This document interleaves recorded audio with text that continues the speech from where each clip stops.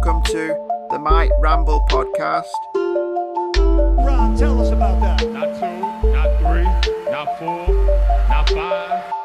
Now I am become death, the destroyer of worlds. From this distant vantage point, the Earth might not seem of any particular interest. All right, well, we'll kick this off. So, the first thing I'd like to do, I'm starting a new tradition on my podcast where the previous guest writes a question to the next guest, not knowing who it will be. So I have no idea what's going to be in this, but it's a question for you. Oh my gosh. Okay. And if you want, you can always ask it back. Totally up to you. But okay. How do you determine the difference between a trauma response and a bad feeling in your gut? Ooh, this is an intense question. That's beautiful. Wow. How do you determine the difference between a trauma response and a gut feeling? Ooh, that was good. Okay, let's see. You gonna take a stab at it? Yes. Okay. A gut feeling comes more so from intuition and what your body naturally knows, which can be easily confused with a trauma response. And what I think the difference is self-awareness. Yep. If you understand that was something that happened in the past and you understand how it impacted you, then when something comes up, it might feel like a trauma response because it's a natural reaction for your body to save yourself versus a gut feeling where something might feel off and it's not aligned.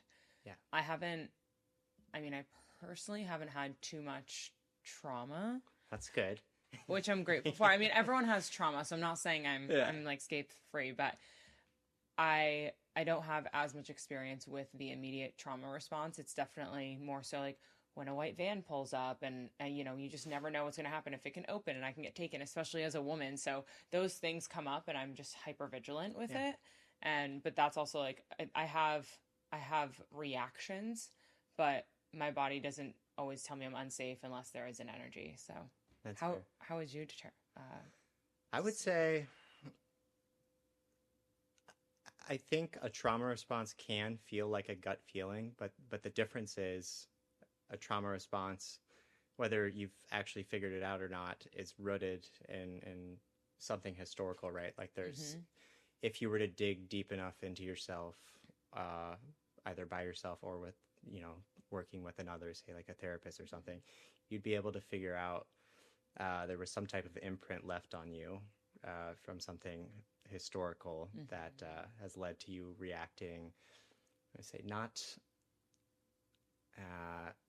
appropriate probably isn't the right word, in an abnormal manner to something that shouldn't, you know, trigger, you know, quote unquote badness coming out of you type of thing. Right. So it's, I would say like, gut feeling in some sense would be like fool's gold, whereas trauma response is it's like a tree with roots underneath it, right? Yeah. Or it's like a tree that looks like it's healthy, but it's actually dead inside versus like there's roots to unpack. Yeah. Yeah. Oh, I so love that. Great that's what I would say. Okay.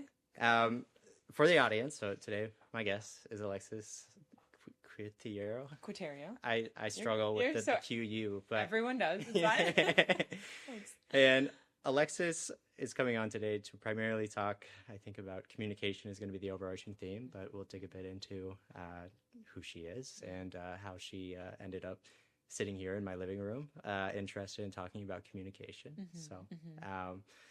The next thing we'll do, so I've got a list of 4 questions here, and I just want you to pick one at random. Okay. And this will be our starting point. That is not from a former guest. Okay. All right, let's see. I kind of forget what I asked in those, so who knows? I love this. It's like a whole bunch of I'm getting like gifts here. All right. So, if a flashing neon sign hovered above you and it was visible to everyone but you, what would you want the world to know as they passed by you? Well, that's a great question. What would I want the world to know as they pass by me?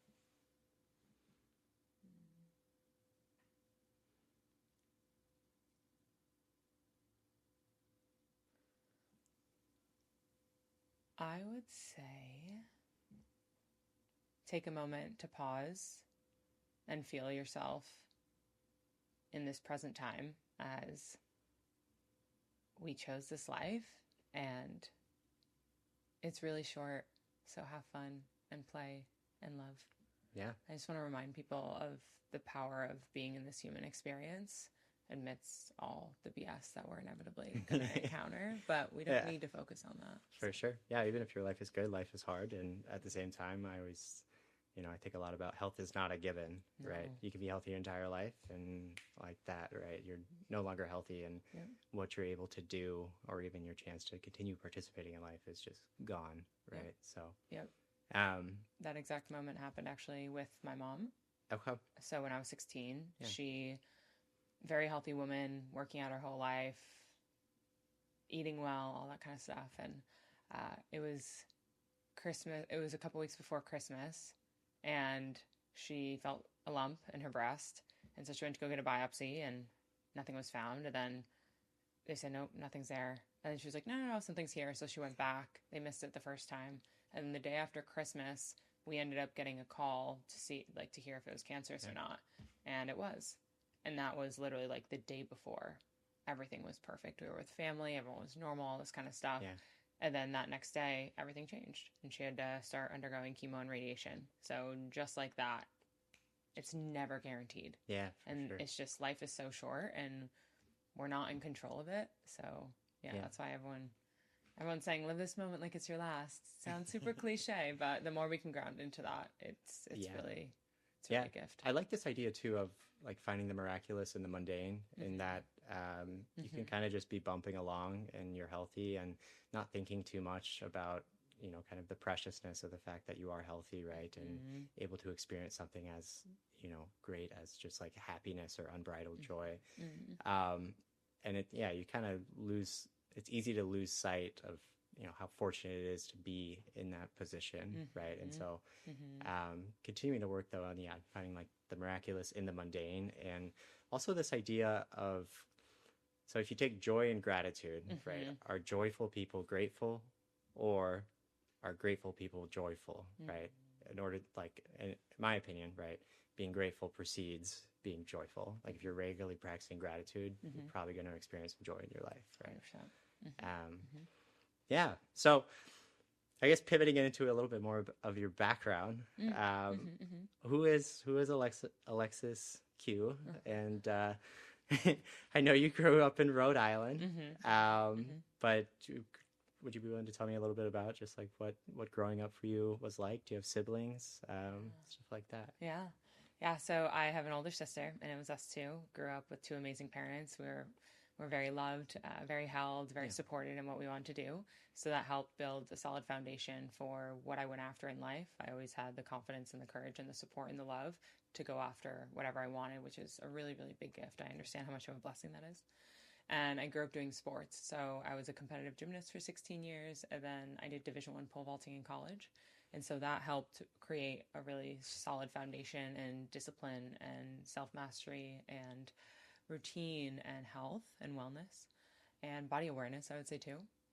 And then moving into college, and after college, after that whole experience with my mom happened, my college experience was amazing. I didn't know what I wanted to do. I switched my major a bunch of times. What did you major in? Entrepreneurial management. Okay. Yeah. This tracks. So I'm like, it tracks.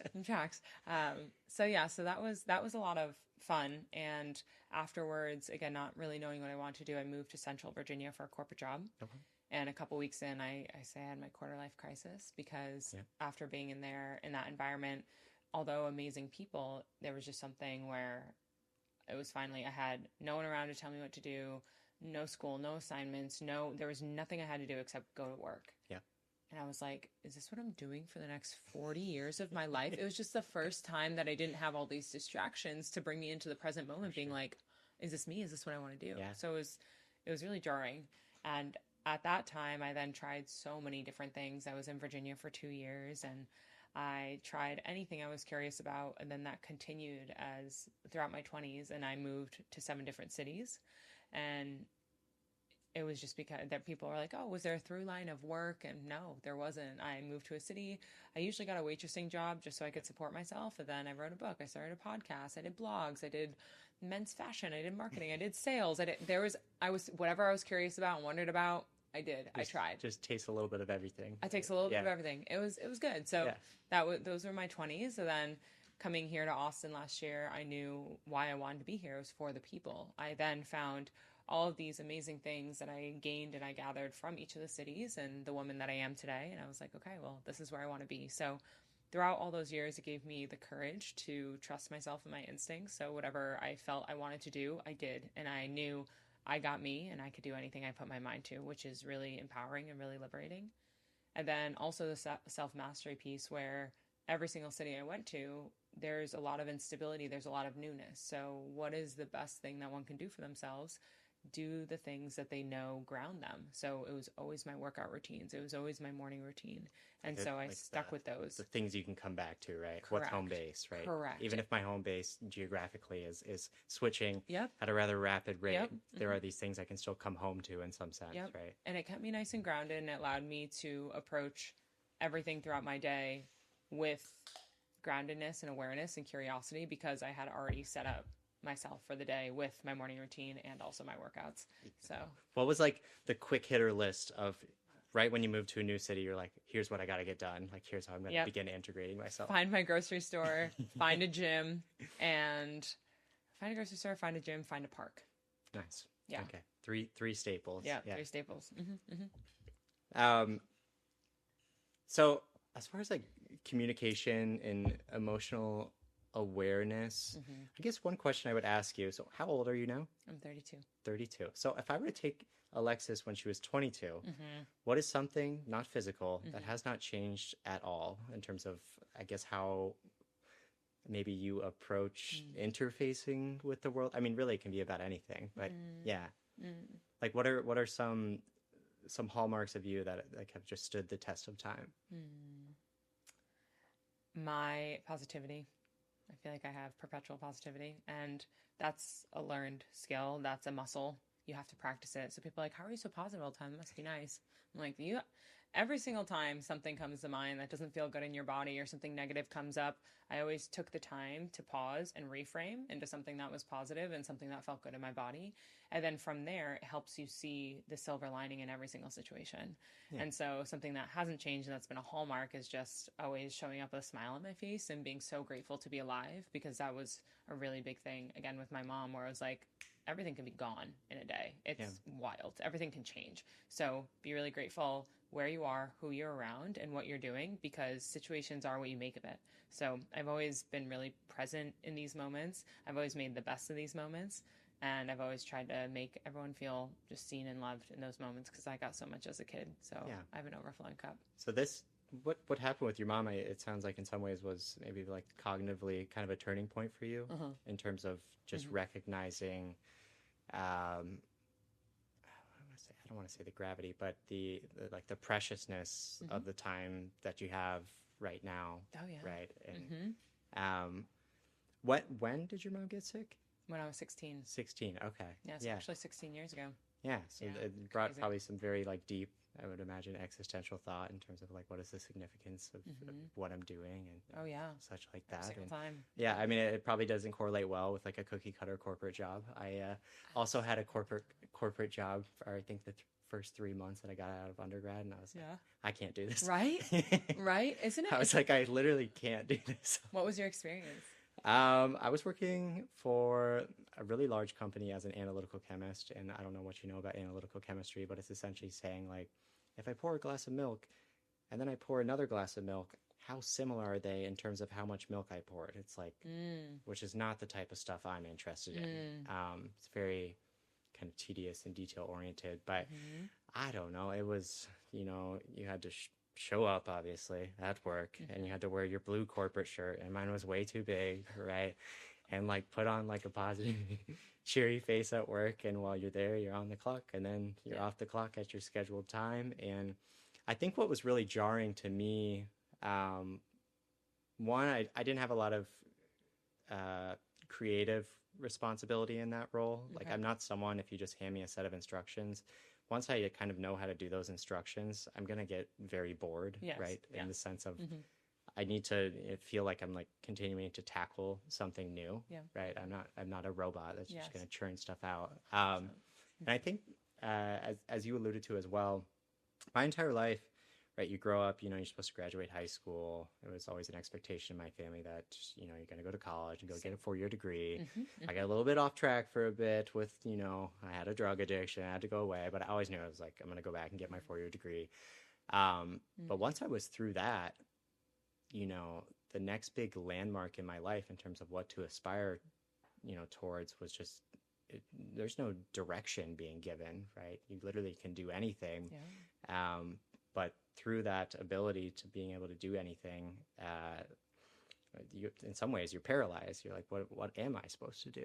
100%. Right? And so just sitting there and just like going to my job and collecting my paycheck, right, with no huge like long-term vision of what I was working towards. I was like, that is functionally some form of death to me, right? Yes, that's how I put it.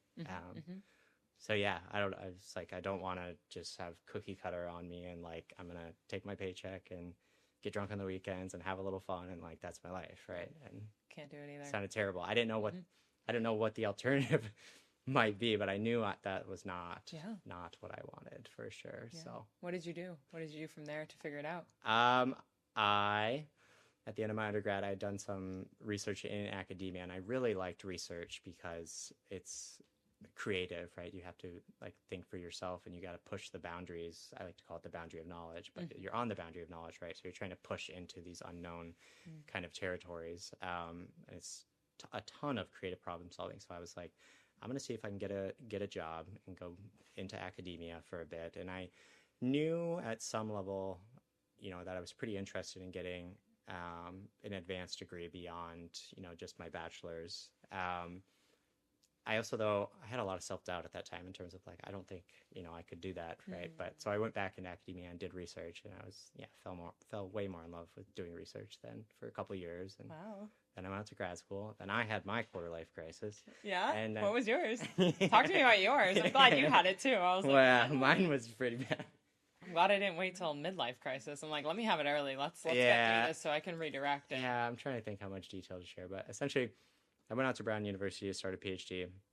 I had a professional situation with someone someone that had power over me, and they got very controlling and manipulative, and I would just say very toxic with me in a way that ended up, causing a lot of harm to me, to the point where I was like, I'm not going to continue to go to school here, right? I'm going to take my advanced degree, and Wow. So yeah, not great. I mean, at some point, I'm sure I'll go into like more detail about it. But yeah. Is that when you came to Austin? That's how I ended up down here. And that was when I first met you, like a year ago. Yeah. Or beginning of this year. For sure. Yeah. So when you first met me, I was very traumatized. It's taken, probably 20-ish months since I left the situation to where I'm in a position where I'm like, okay, I'm like feeling much more like myself again, right? Wow. And yeah.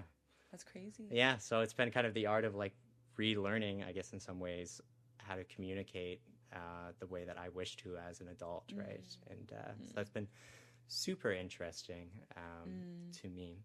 One question I have for you is, when it comes to communicating, what do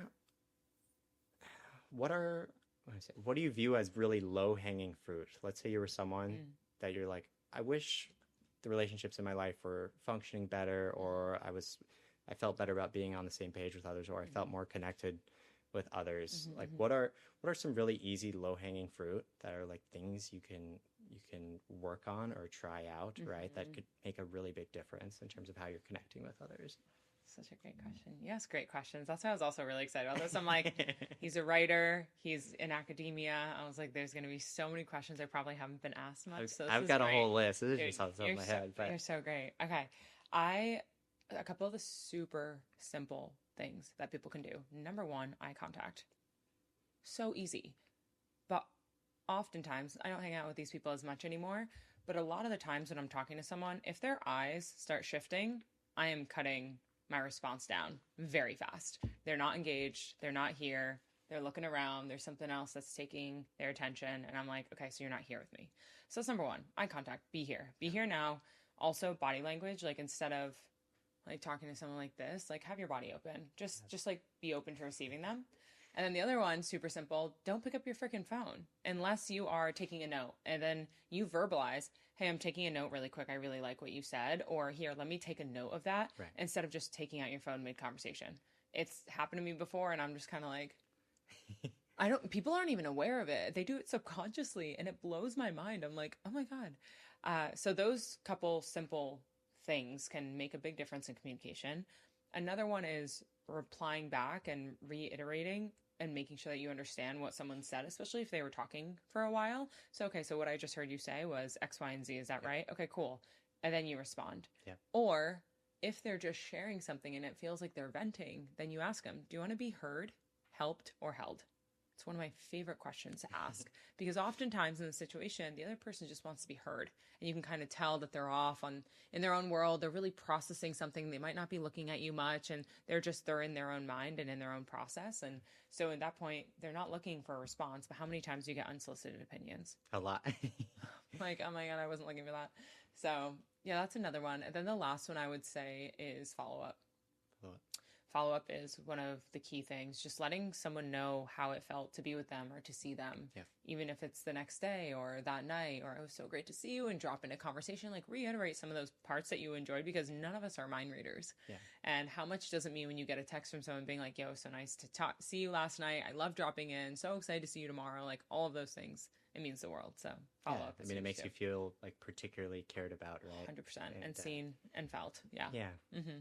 Yeah, I think I would agree on a lot of that. Like, for sure, reiterating back to someone, hey, this is what I think I heard you say, right? And then also, let's say someone sends a text with like 3 different pieces that are kind of separate from one another, right?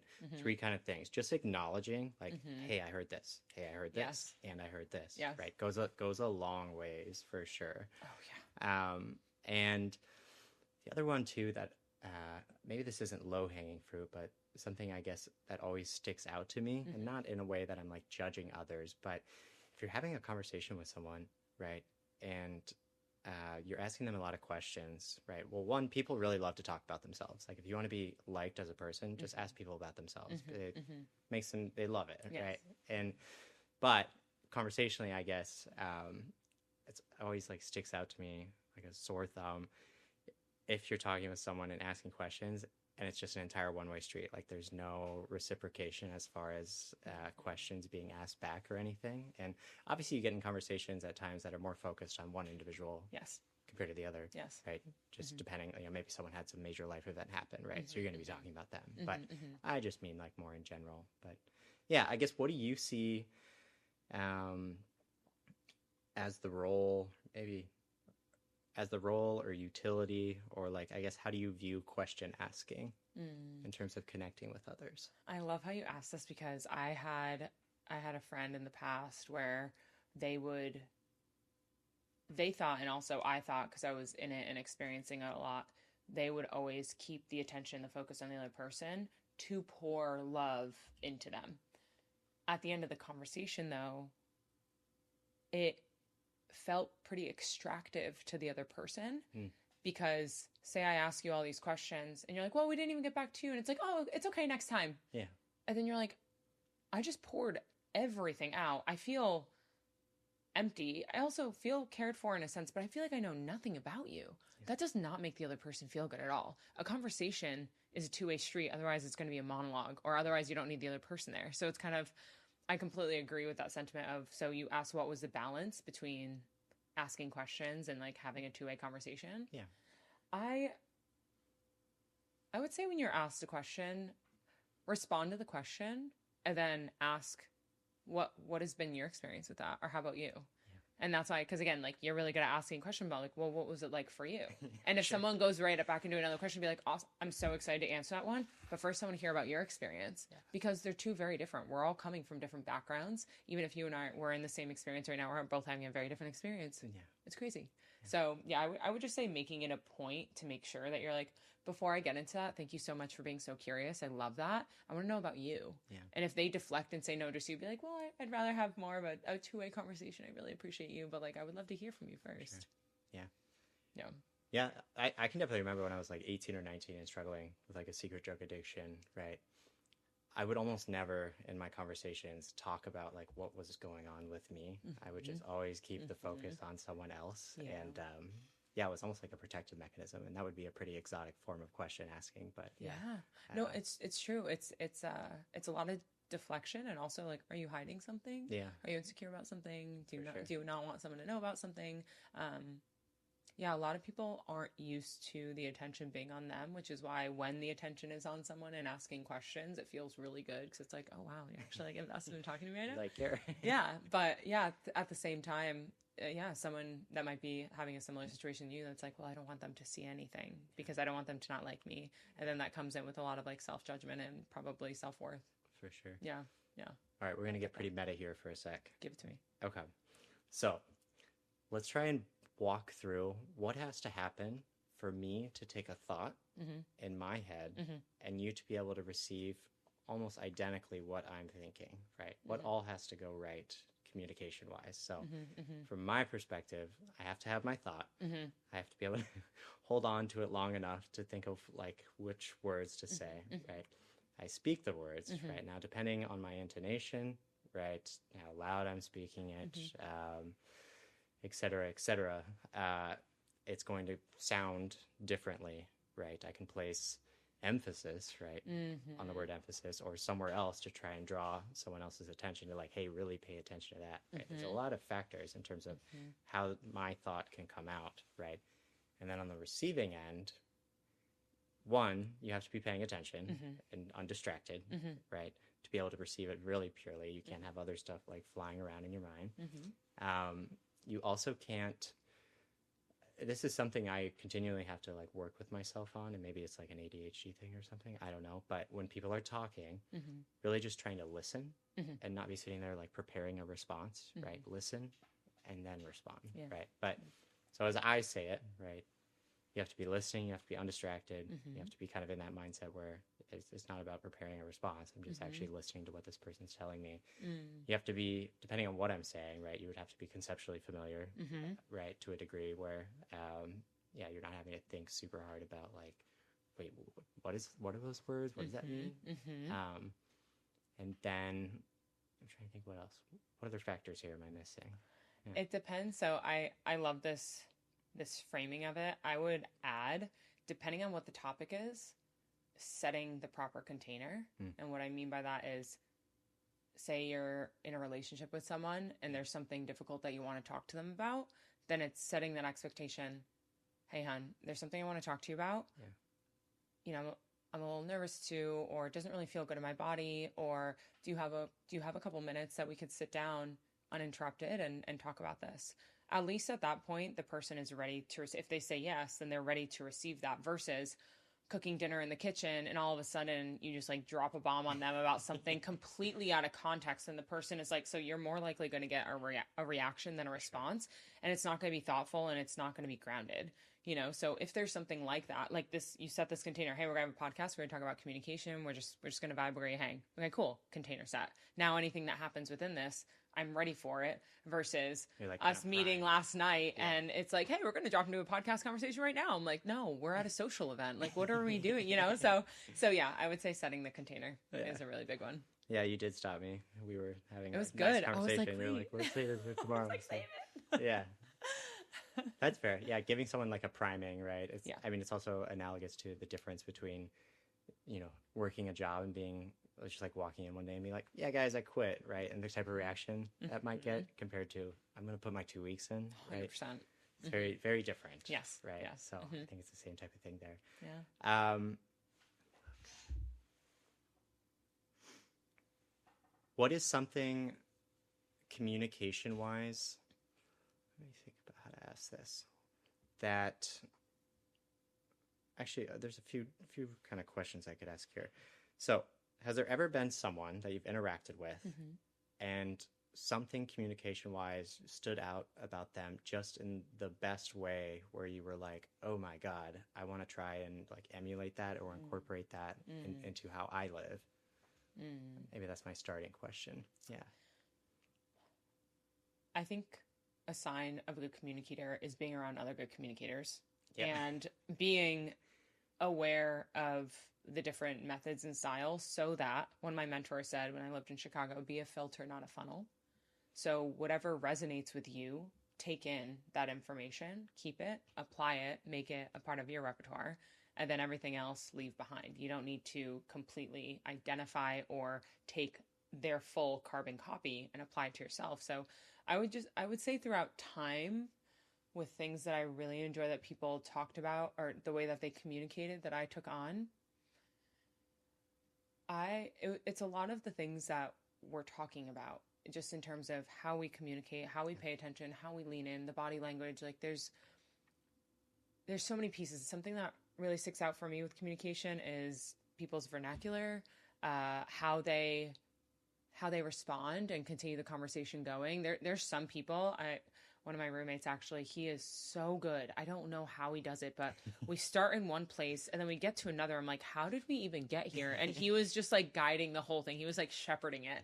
And that's like still seamless, right? So seamless. And I'm like, how did we get here? And it's so beautiful. I felt so held in the conversation. It was very easeful flow. And that's a skill and that's mastery. And I'm definitely I've been paying attention to how he's doing it, and then I have to practice. But I guess something like that, like how do you continue to guide a conversation to last for a very long time, have it feel reciprocal, and you're like, wow, that was a really beautiful, deep conversation. How did we get here? But with anyone, not just someone that you might know the same information about, but like parents, in-laws, aunts and uncles that really aren't a part of your world. You know, that's when you really get to see the juice. Yeah. I don't know why I'm thinking of a lot of analogies today, but Go. I'm imagining, I'm like, okay, we're going to go on a journey here. I'm going to put my shipping container on the Mississippi River, like up in Minnesota, right? And then without even noticing, just by the natural flow of things, it's like all of a sudden here it is in the Bay of Louisiana, right? It's like, how did we get here? Yes. And this just did this kind of by itself. I didn't have to like, you know, I wasn't trying for this or anything. It was just like the natural course of things. Yeah. Next question. Let's think. There's a lot. So one question I have for you is, you very much strike me as a very perceptive person socially, right? Like my sense is that you probably notice things that others are not noticing, right? And a lot of that you probably keep to yourself, not in like a judgmental or bad way. It's just, it might be overwhelming to others, right? That you're picking up on like that level of detail or that type of stuff. And so for you, has there ever been any type of loneliness associated with that, or like a feeling of I feel more aware than other people, and not in a judgmental or egotistical way at all, but just like in a way that I feel like different or somehow separate? Wow, that's a good one. Wow, Mitchell, you are just home runs all day. That's a pretty intense question. But that's a beautiful question. What came to mind when you asked that was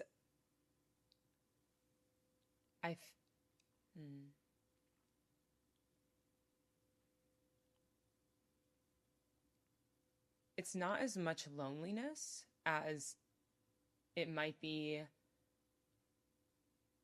lack of self-worth or remembering my gifts. Like, since I am so perceptive and that does so much for how I carry conversations, how I interact with people, it's normal to me, right?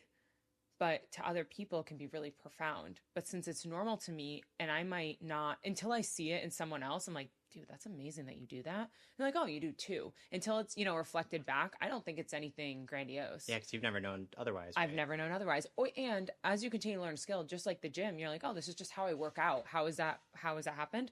Just every single day, like learning something, picking up a different skill from someone that you see in the gym or a conversation that you had, and like applying it. And it's those 1% micro moments that that compounds, and you just keep applying, and it keeps shaping itself. And so I would say, instead of feeling lonely, it's more so, I think it's helpful when it's reflected back to me, just so I can be like, oh, right, like that is a superpower. That's not normal. Like, so you get to see yourself in action type of thing. Yes. Yeah. Yes. Yeah. Interesting. Yeah. Okay. So another one. I love that. Okay. So here's something. You're a very social person, right?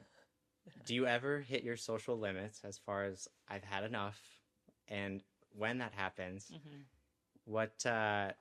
how do you go about, I guess, getting yourself restored or, kind of back to a place where you want to be around or you're able to be around people in the way that you would like to be able to show up, right? Austin has been an incredible teacher in this. So when I first came to Austin last October, I hit the ground running. I spent 5 months courting the city, and I'm putting that in air quotes because all my time was spent meeting good people, meeting good friends of those good people, connecting whoever I connected with, making sure that I follow up. And then I was just this web that I just kept branching out. And then they would invite me to stuff. I would meet more people in that, then branch out. So it was endless connections, endless social activities. And beginning of this year, in February, March-ish, I found I was at capacity. I didn't realize it kind of snuck up on me, but I'm like, I can't keep responding to 50 to 75 text messages a day. I can't keep going on 5 walk-in talks a week, like all back to like it. I can't and keep up with work and keep up with myself and my routines and like all these other things that we have in our lives. And I ended up hermiting. I ended up pulling back so hard, and people didn't really hear from me. And so I just kind of stayed in my routine and I stayed really quiet. I felt a lot of shame that I couldn't hold it. Sure. At the time as well, though, I didn't have the capacity because I was moving around so much. So that was a time where I was house sitting a bunch. And so every 2 to 3 weeks, I would be in a new home by choice. But that's just how everything works. So I was in survival mode from moving. I wasn't grounded. So then I had less capacity to focus on other people. I need to make sure that I still had capacity to work and also pour into myself. And so all the social stuff, I was just like, I just can't do it anymore. So I got off socials. I really stopped responding to people. I couldn't. What that taught me was, number one, that was burnout, obviously. But number two, there's a way to communicate what I need in that moment and sharing with people. There was a point when I came back online and seeing people in person, I was like, digital communication is not a priority for me right now. Yeah. I have very limited capacity, and that's just my truth. And just letting you know. So like, if I don't respond to you right away, feel free to double text me. Or that's why I really liked going to On It or Correct, because I saw a bunch of my friends and it was really nice to see them. And then that was the social commitment that it was. And then I was able to go back and do my thing for the day, and I didn't really have to do one-on-ones. But now that I came back and not wanting to burn out again, I find my morning routine has always been a non-negotiable. So making sure that I do that in the first 2 hours of my day, I'm not on my phone. What's your morning routine? Routine. I wake up, and as soon as my alarm goes off, I lay in bed. It's still kind of alpha brain waves. You're still in that sleep a little bit, but also waking up. And I just think of everything I'm grateful for. I'm just like, oh, I'm grateful for this, and this is so amazing. I get to wake up another day. I'm so blessed to have this life and these friends and these connections. And then I affirm what today's going to be like. Today's going to be such an amazing day. I'm so excited to pour into my clients, into my friends. If I have something going on, and it's like 3 to 5 minutes, but I'm there. And because the first 20 minutes when we're waking up is when our minds are the biggest sponge. And so anything that you absorb and you consume at that time is how the rest of your day is going to go. So that's why no phone, especially for the first 20 minutes, that's why I try to do 2 hours, is the most important. Because a lot of people wake up, go to their phone, and they scroll through social media like a morning newspaper. And then but then you get reactive, and whatever you see, you are then completely susceptible to feeling those feelings without running your day. So yeah, I make sure that I'm in my zone. I'm excited for my day. If I have any desires for the day, like this morning I woke up and I was like, I desire to have an incredible conversation with Mitchell. It's just going to flow. It's going to be fun. It's going to be playful. It's really going to impact those who are listening to it. And so that was my desire, and that was my intention. And then I felt it, and I was like, okay. And usually my eyes are still closed. And then I wake up, I make my morning elixir, I make my matcha coffee. It's like a little dirty matcha. Low caffeine, yes. And I don't need caffeine. I don't typically do caffeine. I'm more of a tea girly. But no, the coffee's it's just good. I do coffee because it's a little bit more nostalgic, and also the coffee that I do, it's everyday dose, so it has collagen, and it has different. It has like different. It's supplemental too. You're a well supplemented human being. I try to be intentional about it. It gives me good energy. She went to Burning Man. I went to Burning Man. You have to, yeah. No, especially at Burning Man, my supplements are dialed. But yeah, so then after that, I go into my meditation and my morning pages, and I read a couple pages of a book. And that's not every morning. I do the best that I can. Sometimes I wake up and I go straight to the gym. Yeah. And sometimes, so it depends. But the whole thing is the first 2 hours are about me. And then I fill up my cup, and then I'm able to go out to everyone for the day. So making sure that I'm grounded in that. And then also back to your original question, making sure that I'm very, very much in over communicating with what's going on in my life with other people. And that's my truth. That's how I like to leave people like, oh, you don't owe anyone an explanation. I know I do not, but I choose to give someone that over explanation because I'm human. That helps them understand and respect me. And if they don't take it that way, that's perfectly fine. But it's better than I'm busy. Yeah. Then people are going to be like, okay, then I'm just not important. But if I'm like, hey, I have a lot going on. I have a lot of meetings. I don't have much capacity to pour into anyone right now. I'm saying that with love. I really appreciate you. I can't wait to see you around. But right now, I don't have time for this. And that's okay. Then at least you're like, awesome. I respect where you're at. Keep going after your goals. You know, there's a different take on that versus I'm busy. Then you're like, well, screw you. Yeah, exactly. See, it's like, oh, like why? Yeah, you're basically like you're expressing care. Yes. But I don't have the capacity. Yes. And I think there's a quote about, what is it?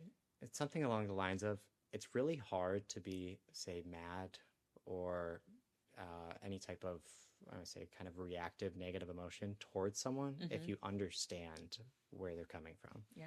Right. Oh, and so you can't force that understanding on others, but you can give the opportunity to be like, hey, if you just like read through this and think about this a little bit, like, there's understanding to be had here, right? It's beautiful. Yes, I completely agree.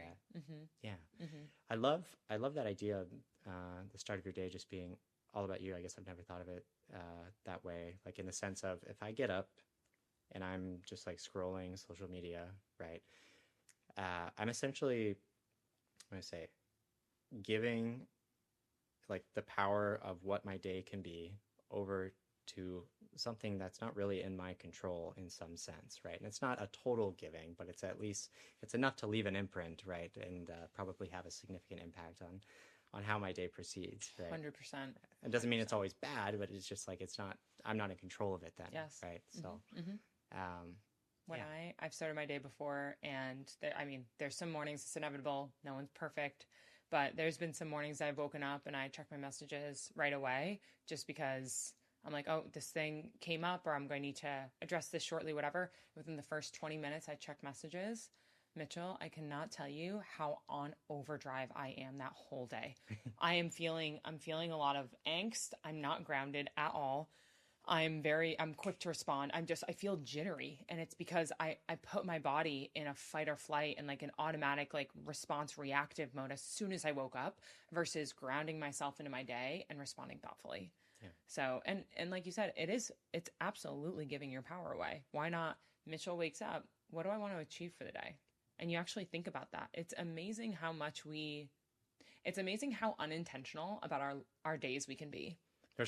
Yeah, I mean, I think most people live most of their lives on autopilot of sorts, right? Absolutely. Where you're just kind of like one thing to the next, but you're never really like stopping and thinking of like, what do I want? What do I actually care about? Right? All these things. I mean, I could go pretty far with that, but yeah. Yeah. Yeah. I had another question. I have to think about this. Let's see here.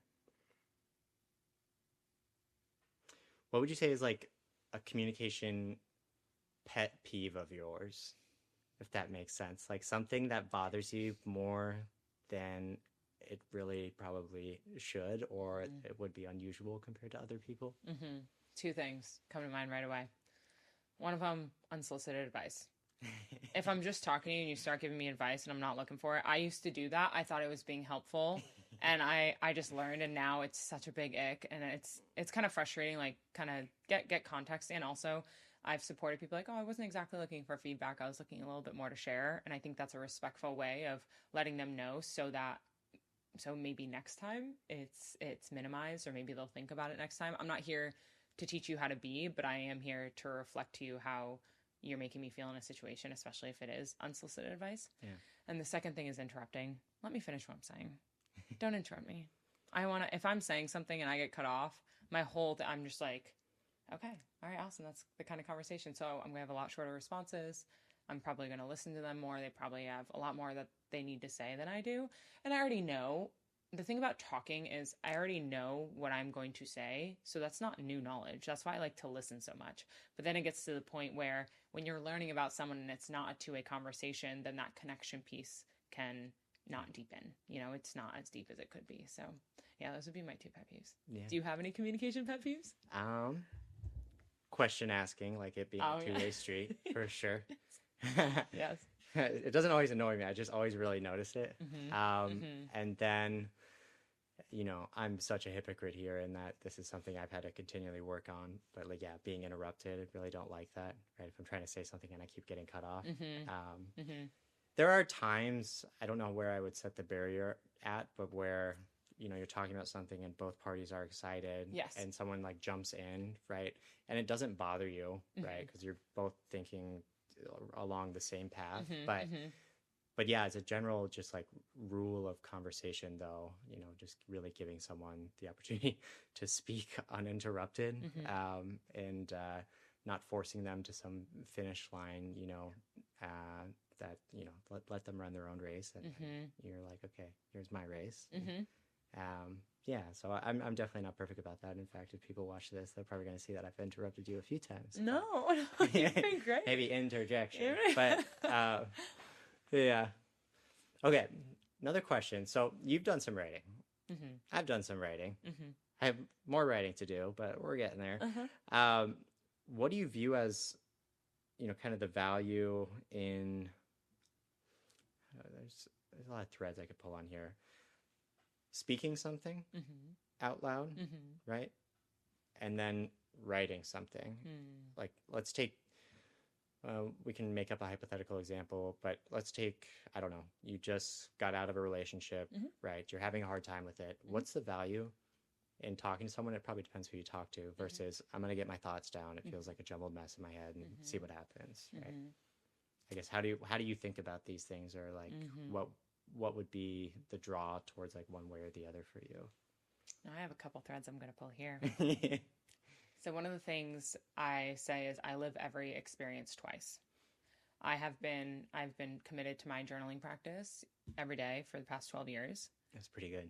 And it's therapy for me, truly. And it's evolved over time. So the first many years, I would say six or so years, it was all writing, pen to paper. I got to a point with my writing where I would wake up and I would be journaling for 3 to 5 hours a morning. And I was like, this is not sustainable, but it's a very healthy practice and I need it. How can I make it sustainable? So I pivoted and I turned to digital journaling. So what that looks like, it's just the notes app on my phone. I have a folder. I have a whole system in that. Every girl in their notes app. Oh my God, it's amazing. We love our notes app. I was on a flight recently and I looked to the person to my right. It was a girl and she was furiously pounding away in the notes app about like, this is how you made me feel. And I was like, oh my gosh. It's so therapeutic. So I moved everything to a digital journaling practice. And what I do is throughout my day, whatever comes to mind, whenever I'm thinking it, I could just go to that app and I'll sometimes text it. Oftentimes I'll press the microphone and I'll just start talking. So when you're asking how about writing versus talking, I actually do both. Yeah. The speaking piece helps me process faster. So writing, I mean, different thoughts come to mind when I'm nice and slow and writing, just because I can't move my hand doesn't move as quickly as my mouth. Yeah. But the speaking piece helps me understand things I might have not known before. Then hearing yourself say it brings more truth to it. And also, there are facets of, well, you touched on something I was going to touch on. So, right, your mouth moves faster than your hand can write. I can type faster than I can write. You know, if I were to write a story with the same plot lines by hand versus typing, it would come out differently because my brain is able to process what it's thinking at different rates. Right? So there can be immense value, right, in playing around with some different forms because it's probably going to trigger some different thoughts. Right? Yes. And then, agreed. What was the last thing you were talking about? When you speak something, it's emotion. Oh yeah, there are facets, particularly with speaking, right? If I were to just write down a phrase, right, there's a way that sounds in my head, right? But then when I speak it out loud, I'm carrying more information about whatever it is, right? Because of, all these I don't know what to say, not the words themselves, but like that intonation or the emphasis, right? Or emotion that comes out with it as well, right? There's sense making that occurs with that additional information. And it's also, you're using multiple senses. So when writing on paper, you're using your eyes and your touch, and you're processing with your mind. When you're speaking, your voice is now hearing and you're speaking. So you just added 2 senses, and also now you're feeling. So when we speak, there's vibrations that are moving through our body, and now we're feeling also what we're saying. So I would say do both. I think both are extremely valuable. That's why when I sit for meditation, I do morning pages.